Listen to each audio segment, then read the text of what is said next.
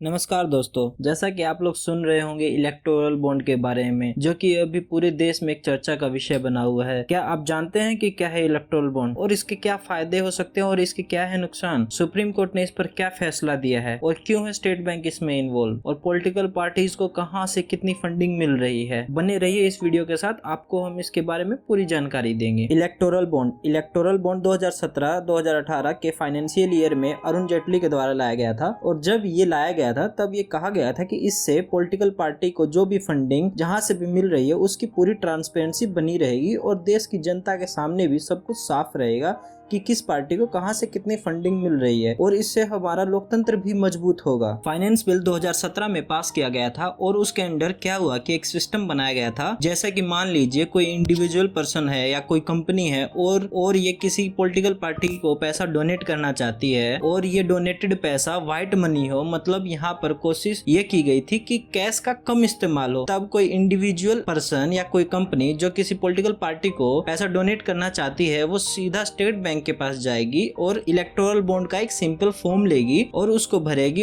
और जितना भी पैसा उनको डोनेट करना है किसी एक पॉलिटिकल पार्टी को, वो व्यक्ति या वो कंपनी बैंक के द्वारा अपना पैसा डायरेक्ट सीधा डोनेट कर पाएंगे। लेकिन इसमें क्या प्रॉब्लम चल रही है कि जो अभी इसका पूरे देश में बहुत जोरों से चर्चा चल रहा है, तो प्रॉब्लम इस सिस्टम को लेकर बहुत लंबे समय से ये थी कि जो भी डोनेशन आ रही है, जिस पॉलिटिकल पार्टी को डोनेशन आ रही है, ये सारा डाटा था एसबीआई बैंक के पास, और ये डाटा जनता के सामने नहीं आ रहा था। उसके बाद क्या होता है कि दो पार्टी, एक तो एडीआर एंड कॉमन कॉज, ये दोनों एनजीओज हैं, और उसके अलावा कांग्रेस पार्टी ऑफ इंडिया, ये सब मिलकर सुप्रीम कोर्ट में जाते हैं और ये कहते हैं कि देखिए इलेक्टोरल बॉन्ड में क्या हो रहा है, कौन किसको कितना पैसा दे रहा है, किस किस पार्टी को कितना पैसा जा रहा है, हमको इसके बारे में ट्रांसपेरेंसी नहीं है।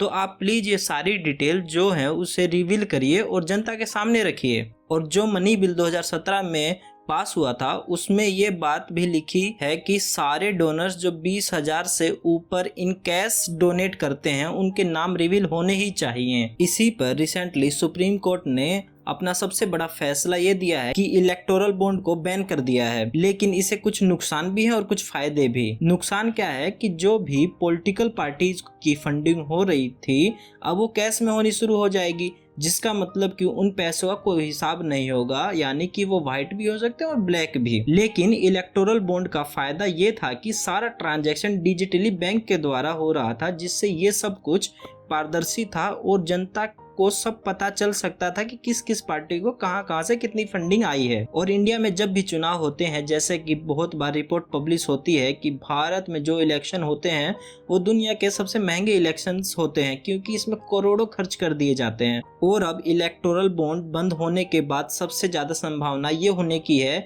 कि अब 20,000 के बदले 19,000 कैश के जरिए एक बार से भी ज्यादा बार फंडिंग होगी, जो कि करोड़ों में है। सुप्रीम कोर्ट ने ये भी कहा है कि अब तक जो भी पैसा जिस पॉलिटिकल पार्टी को मिला है और जहां से मिला है उन सब की जानकारी स्टेट बैंक को देश की जनता के सामने रखना होगा।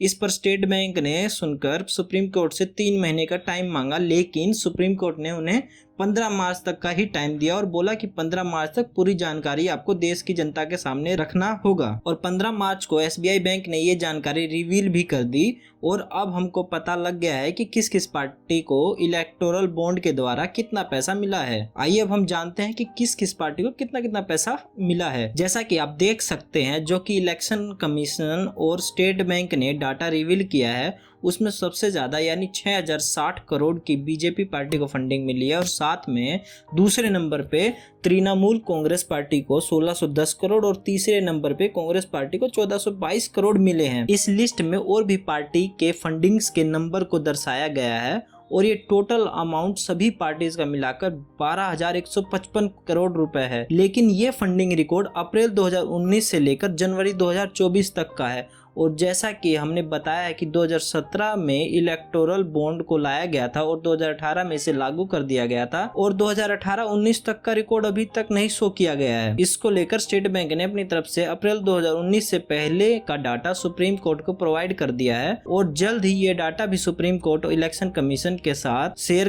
करेगा और फिर ये डाटा सही समय पर जनता के सामने रख दिया जाएगा और ये रिपोर्ट आने के बाद इस फंडिंग लिस्ट में करोड़ों की बढ़ोतरी फिर से देखने को मिलेगी। आइए जानते हैं कि किस डोनर ने कितना पैसा दिया है। ये लिस्ट इस प्रकार है जैसा कि आप स्क्रीन पर देख सकते हैं कि किसने कितना पैसा डोनेट किया है। इस लिस्ट में आपको पूरी जानकारी मिल जाएगी। वीडियो देखने के लिए आपका धन्यवाद। वीडियो अगर आपको अच्छा लगा हो तो हमारे चैनल को सब्सक्राइब जरूर कीजिए और वीडियो को लाइक कीजिए, कमेंट कीजिए और अपने दोस्तों के साथ शेयर कीजिए। मिलते हैं अगली वीडियो में। धन्यवाद। जय हिंद, जय भारत।